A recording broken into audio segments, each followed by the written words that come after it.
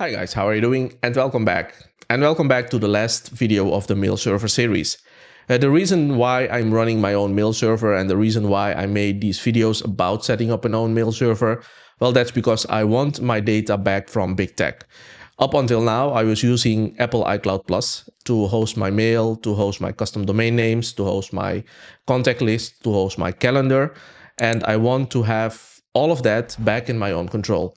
And the way you can do that is, of course, is get it back to another ISP, a service provider you trust, a local service provider. I'm living in Europe, and I chose to set up an own mail server and have my data run on my own mail server. Of course, I'm not hosting my mail server at home. I chose Hetzner VPS. That's a Germany-based company, a very good provider for virtual servers, and that's why I chose them. They are in Europe, they are in Germany, so they are pretty local to me, and that's why I chose to have a VPS running at Hetzner and then install my own mail server instance. I'm using MailCow. Of course, you can have another mail server running. The principles in all my videos, they are basically the same. You have to set up a domain name, you do have to do some configuration, you have to keep track of the DNS records that you have set up for your domain name. Then you have to get into actually setting up the spam filters, the junk mail filters, etc. Then, of course, you have to make sure that you have a clean IP if you want your mail server to be able to deliver email to the rest of the world, right? So the principles are still the same. But in this last video, I want to discuss a little bit the challenges I faced while running my own mail server. So let's get into that. Now here I am at MailCow. MailCow is running up and running and it is handling my domain names fine. So the first thing that was a challenge for me was I have all my emails. That is a pretty big archive I have, and that's all of that was running on Apple iCloud Plus. So I needed to move all the data from Apple iCloud Plus to MailCow, right? And the way you can go about that is you can set up IMAP and then you do some syncing to a local client and then upload it again. But luckily, MailCow has an option to synchronize emails. And I am looking in the wrong spot. We have to go to email, then we have to go to configuration. And now you can see that you have a tab called sync jobs.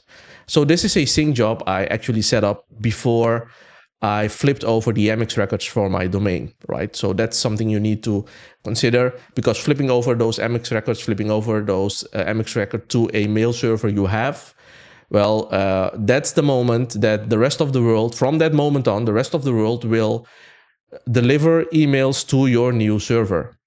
And before I wanted that to happen, I wanted all my data to already be on my own mail server. And the way I did that is using the sync job option. So basically what you do here is you create a new sync job, and then you can select usernames, of course. Those are the usernames which are living on your MailCow server. So I have the email address of my user here, right? So this is the user I wanted all the mail data to be synced to from Apple iCloud Plus. So choose the username. That means that you need to create that user. You need to create a domain name in MailCow. See my previous video about that. And you need to create a user with an actual mailbox, right? So now we select that user here that we created on MailCow. And if you do that, the next thing is to set up a host name. Now we can find the information for IMAP, because this system uses IMAP behind the scenes to synchronize the mailboxes, right? So that means we have to get hold of the IMAP name of the mail server where your email data is living at the moment before you migrate it. In my case, that's Apple iCloud Plus. So I enter the Apple iCloud Plus IMAP hostname in here. The port I leave default. Username and password. This is something, if you're running on one of the big tech guys, usually you cannot connect to your mailbox using this principle, at least, to the mailbox using your username and password, because you have some kind of two-factor authentication in there. Hopefully you have. But all those guys, they give you the ability to create an app password. And that's the password we will use to actually connect the synchronization job from MailCow to Apple iCloud Plus in this case, and do the synchronization. So set up your username, set up your password, that app password you created. Now we can have it synchronized on a scheduled base. You can do this for 20 minutes. You can upper or lower this, of course. I chose to leave it at default because I let this run overnight just to make sure that it got all the emails out of Apple iCloud Plus. And then you can do some, well, detailed configuration in here. I'm not going to bother with that. I just leave these options as is. And at the bottom here, you have some options you can, right? You can enable. You can simulate a synchronization if you want to see how it will run. Of course, you have the option to delete the mails from the source. Now, I would be very careful with this. I didn't do that. I didn't choose this option because I want to make sure that all my email has been migrated actually. And then I will go into Apple iCloud Plus and check for myself, and then I can delete the data in there, right? So I didn't choose the option to delete the source data, but of course you can do that. Now, if you click on add, now the job will be displayed here. As you can see here, the job has that it was run successfully 2 days ago. If we click on open logs, and this is the nice thing, you will see all the steps that MailCow is going through using that IMAP protocol to actually synchronize your data. And if you scroll very fast to the bottom, you will see the actual, well, statistics, right? And as you can see, it has done some synchronizations, the amount of data it has copied over, or there are messages here that have failed to synchronize, because that's an option as well, right? You can see it in here. So maybe you need to go in there and then copy over those specific emails yourself. That's something you can choose.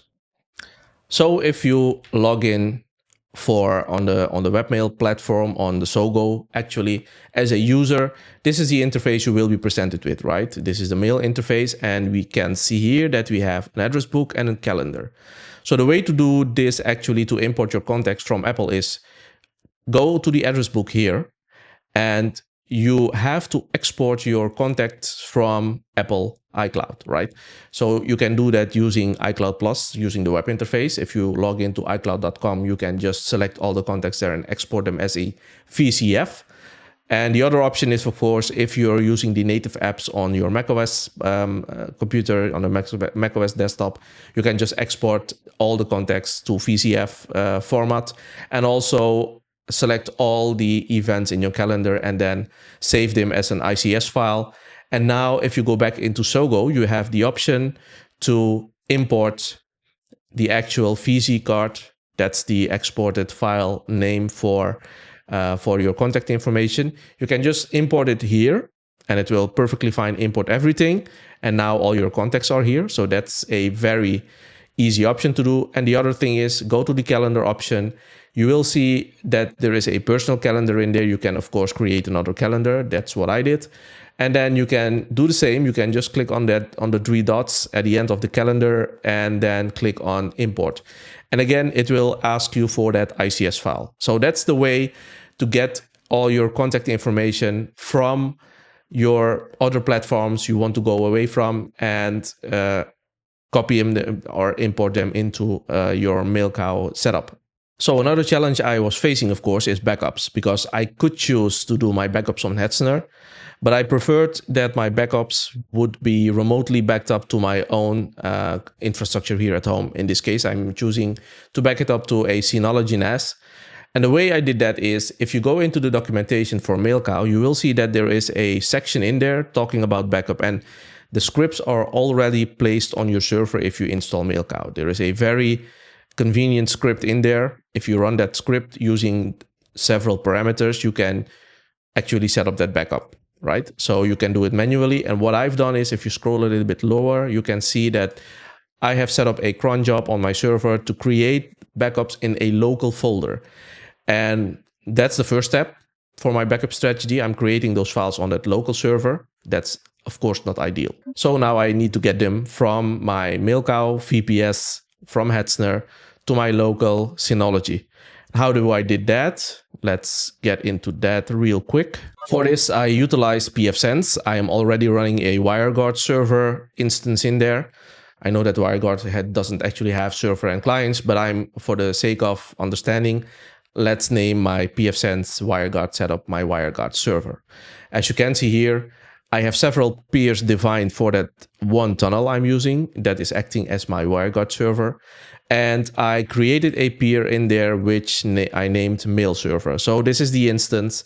This is WireGuard connecting from my mail server to my pfSense. And now I can use, because I have a active tunnel running and a secure active tunnel running from my mail server at Hetzner to my pfSense. Now I can use Synology Active Backup to actually back up my server.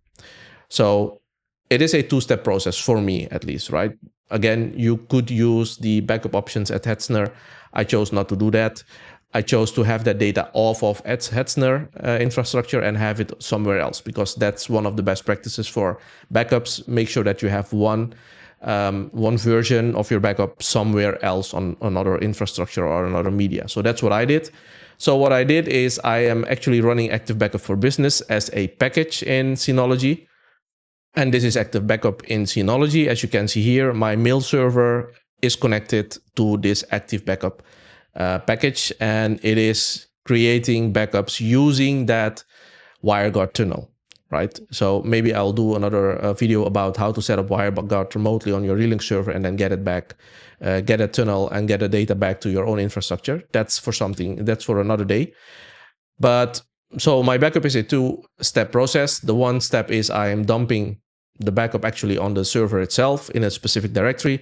And then with Active Backup from Synology, I'm grabbing a snapshot, so to speak, from that server and including that specific backup folder and getting it over to my Synology NAS, and then my Synology NAS and then replicates that backup to another setup somewhere else. So from a backup perspective, I'm fine with this setup. So I've been running MailCow now for a few days. My actually live domains are in here. And how is spam handling going? Because all of the big tech companies, they are known for having a very advanced filter set for spam, for classifying email as spam. And that's working perfectly fine, of course. But in my experience, since I'm running MailCow, and I can just, let's go and have a quick look on how RSpamD is doing. There we are. We can see that it is actually doing its job. I didn't change anything in the configuration of RSpamD. It is running out of the box. And in my experience, it is doing its job perfectly fine. There are still some emails which are slipping through, but that's for me, that I need to learn the system that it has to classify those emails as spam in the future, right? And the way I do that is I move those emails from my inbox to the junk mail folder. That's when RSpamD will learn that that email is actually spam, junk, and it will handle the future ones as that being spam. So that's one of the things I was concerned about, but it is actually running perfectly fine. And those were my challenges when I decided to actually go live with my mail server, right? There is a lot of preparations in there. You don't want to miss your emails. You don't want to get that your emails are lost, because let's face it, your mailbox it has a very good view of how you've decided to set up your life, right? A lot of private information is there. A lot of maybe medical information is there. A lot of information which only concerns you is in there. And there is no need for other people to be able to have access to that mailbox. It's private, right? So it feels very good to have my data back in my own control. And I perfectly understand that if you decide to do this as well, that have your data back in your control, running a mail server is not for everyone, but you can still choose a provider near to you, which will be happy and glad to host your mailbox for you and will not be nosy and get into your mail. There are a lot of providers in there within Europe where you can perfectly fine trust your mail data to, right? I mean, Tutanota or Proton, those are two companies which are popping up on top of my head. But there are others as well, which are very private with your mail data. So if you have concerns about privacy, if you have concerns about big tech, and in the world today, given the geopolitical situation, you should have concerns about privacy and big tech. Well, I would say take the step, take the leap, and move your mail data to a place where you can be sure that it is only accessible for you and it will not be used in any way against you. So running a mail server, that's one thing, because now you're responsible for keeping it up and running. That's one thing. And the other thing is keeping it secure with updates and patches. That means updates and patches for the underlying operating system, but also for the mail server platform itself. So in another video, I will show you how I go through the update of MailCow and what are the things I take into consideration before I do that. But with that comes another topic, and that's backup, of course. I showed you guys how I decided to back up my mail server and have that data on different places. So you are also now responsible for creating backups which are being updated regularly, because if something happens to that mail server, you are the one who is responsible in bringing it up again, recovering from a backup, and getting all your mail data again, right? So make sure that you understand those responsibilities. And as always, thank you for watching this video. Don't forget to click on the like and subscribe buttons below this video. In the comment section, let me know how you are handling your mail data and privacy. Have you decided to change to a mail provider which is not being associated with big tech?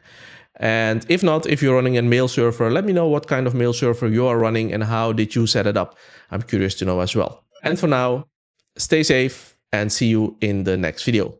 Bye.